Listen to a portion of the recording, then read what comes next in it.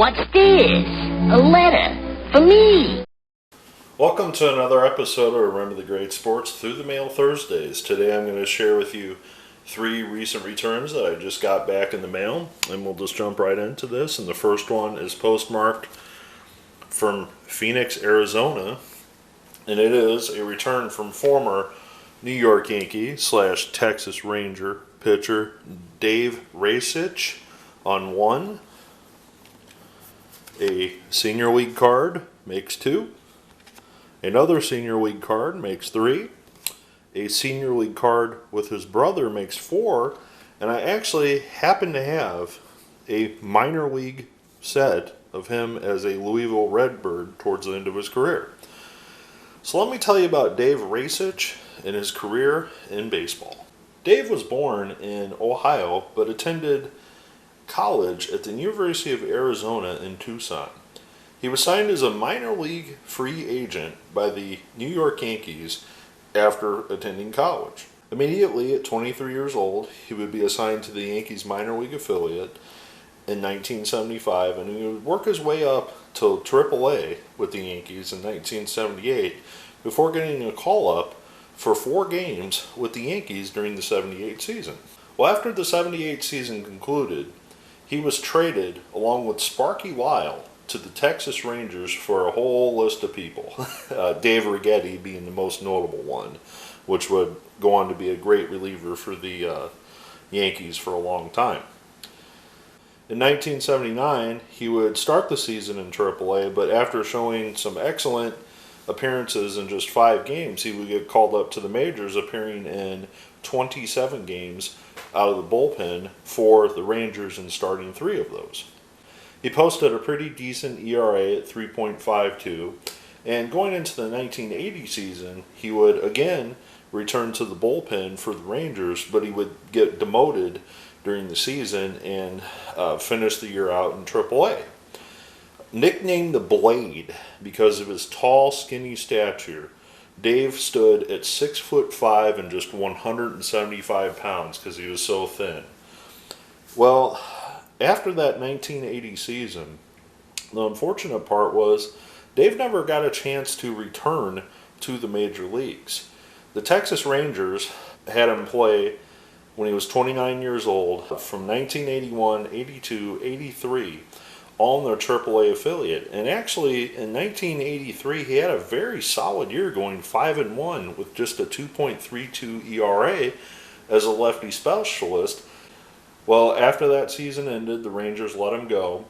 And the following year, in 1985, he would split time between the Cardinals minor league affiliate and the Baltimore Orioles. And in 1986, would split time between the Royals and the Cardinals affiliate. In 1987, he would spend time just in the Royals affiliate, but in 1988, which is this card, he would again return to the Cardinals, where he would post a 6-8 record with a 2.86 ERA. Well, at 36 years old, Dave hadn't had a call-up since 1980, so almost 8 years later, so he hung it up for Major League Baseball and decided to play in the newly formed Senior League with his brother, Gary. So another thing to note is between minor league stints, he also pitched 1 year in Japan for the Hiroshima Carp in 1984. In total, he finished his career with a 3.36 ERA in the major leagues. You would think a lefty specialist with a 3.3 ERA would get another shot at the major leagues, but that wasn't the case. Ray just hung around another 9 years between the minor leagues and Japan and never got that chance again to return to the majors. So I'm very happy to add Dave to the collection. I am not sure if his brother Gary signs through the mail or not, but I'm definitely going to research that and try to get this dual senior league card done. Obviously, I have a couple more of his brother Gary, as they both appear in that set. So hopefully I'll get back to you on that one in the future, and we'll move on to the next one. All right, so this next one is postmarked from South Carolina, and it is former White Sox pitcher Mike Prolly on 1, 2, Also spent some time with the Phillies and also the Cardinals, if I'm not mistaken. So let me tell you about Mike Prolly. Mike Prolly, a New York native, attended St. John's University, and the Cardinals drafted him in the 9th round of the 1972 draft out of St. John's. After the draft, he would be assigned to the Cardinals A affiliate, where he would appear in 18 games for the Cardinals in that 72 season. Well, the next year in 1973, he had a breakout year, going 14-5 for the Cardinals A affiliate, starting 20 games for them that season, appearing in 37. He would again move up the ladder of the Cardinals organization in 1974, 1975, and in 1976, now relegated basically to the bullpen. He would get called up to the Cardinals and appear in 14 games for them during the 76 season. He posted a 1-0 record with a 3.71 ERA, but despite this, the Cardinals didn't protect him on the 40-man roster, and the Minnesota Twins selected him with a Rule 5 pick. Well, the Twins never gave him a chance to pitch in the majors, and instead kept him in AAA the entire year in 1977. After the 77 season completed, Mike found himself as a free agent, and he signed with the Chicago White Sox. Well, in 1978, he was delegated to go into AAA for the White Sox, but he posted some pretty decent numbers, going 16-2 with a 2.5 ERA, which garnered him a call-up to the majors with the big club.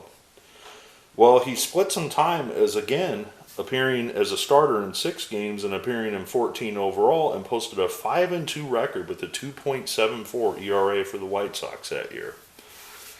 He would continue his time with the White Sox through 1980, where he would appear in 62 games in 1980, which would be the highest of his career.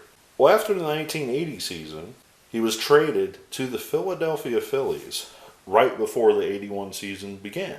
Well, at the Phillies, he would go 2-1 with a 3.86 ERA with 35 games appeared in, and despite this, after the 81 season, the Phillies decided to let him go right before the beginning of the 82 season. Well, he immediately signed with the Chicago Cubs, again returning to AAA, splitting time between the Cubs' AAA affiliate and the majors, appearing in 44 games that year for the Cubs, posting a 5-3 record with an immaculate 2.30 ERA. Well, he would return in 1983 with the Cubs, and he would post just a 1-5 record that year with the Cubs and a 3.58 ERA. After the season concluded in '83, the Cubs granted him free agency again, and he would sign with the Toronto Blue Jays at 33 years old. Well, he did not find much success with the Blue Jays, as he never appeared in a game in the majors for the Blue Jays, but posted just a 0-3 record with an ERA above 8.3 for their AAA affiliate in 1984. Well, after the 84 season, the Blue Jays did not renew his contract, and after that, I'm not sure what Mr. Prolly did. So, very happy to add another person to my collection that I had never gotten before. Mr. Prolly, was another one of those fly under the radar type of relievers that he posted some pretty decent numbers, over his career. He, had some adversity, being let go by some franchises, and got his chance to pitch with the White Sox, got his chance to pitch with the Phillies, and got his chance to pitch with the Cubs. So, very happy to add Mr. Prolly to the collection. We'll move on to the next one. All right, so this next one I am super, super excited to share with you. I think a lot of you are going to really enjoy this one. And what am I talking about? If you remember, a little while back, I posted a success from former Baltimore Oriole pitcher Dave Ford for my all-time Orioles collection. I mentioned in that video that I got signed in person by Wayne Krzyzewski, saying that wrong, Krzyzewski, in person a long time ago, and I was going to send it to Mr. Mark Corey to try to complete the card. So I am happy to announce that I have completed the Orioles Future Stars card. It has been a long time coming. Like I said, I got Wayne to sign this probably 12 years ago or more, maybe 15 years ago, and I have finally found it completed. With that said, I also showed this card in the video recently with Floyd Rayford. And I mentioned with Floyd that I would like to try to get Mr. Bodiger to sign it after Mr. Corey. So I am one step away from finishing the Bodiger card. And Mr. Bodiger luckily does sign through the mail for a small fee, so I'm definitely going to be sending that out here in the near future. And finally, Mark Corey has a third card with 2 other players on it. Unfortunately, Mr. Stewart is no longer with us and he has passed away. And John Flynn is kind of a spotty signer. I mean, he does sign through the mail, but it might be a long wait if you get it back. And of course, you know me, I had to put my all-time Orioles card in the stack as well. So, again, very, very happy to get this card completed. It's been a long time coming. Hopefully in the near future you'll be seeing this one completed by Mike Bodiger. So let me tell you about Mark Corey and his career in baseball. So the first thing that I want to point out is there are 2 Mark Coreys. This is Mark M. Curry. Mark F. Corey was a pitcher in the 2000s for, I believe, like the Mets and a couple other organizations. So this is Mark M. Curry. So Mark Curry was originally drafted by the Baltimore Orioles in the 1976 draft in the 2nd round. Previous to that, he was drafted in 1975 by the Pirates, but chose not to sign. Well, after signing with the Orioles sent him to rookie ball as an outfielder, where he appeared in 70 games that year. The following year, in 1977, he would appear in 133 games, batting .310 and hitting 15 home runs for the Orioles AA affiliate. In 1978, he would get a promotion to the AAA affiliate, appearing in 74 games, where he again would bat over 300. Well, in 1979, he would again start the year in AAA, but after showing some success in AAA, he would get promoted to the major leagues, where he would appear in 13 games for the Orioles that season. Well, after that season in 1979, he would again start the year in AAA, appearing in 82 games for the Orioles, but again being promoted to the majors for 36 games in 1980.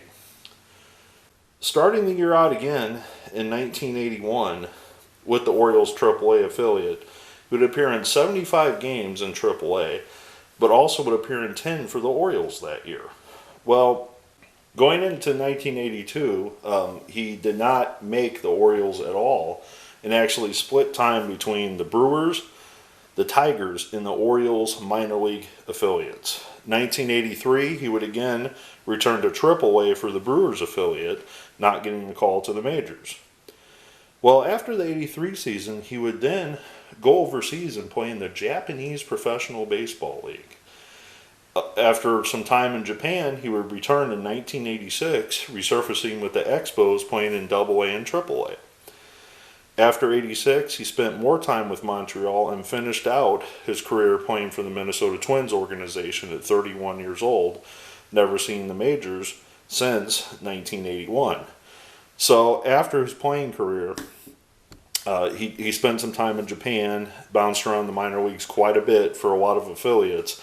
He also played in the league, but the senior league, the same as Rajsich did. So after his career, I'm not really sure what Corey did, but this is somebody that I'm very, very happy to, add a few more to the collection. I look forward to, possibly getting Mike Bodiger, as I said. I want to thank you for taking the time to join me for another episode. Hopefully I can get Gary Rajsich Gary Rajsich to sign this one as well. I also am very happy to get Mike Prolly back in the mail, as I had never gotten him before either.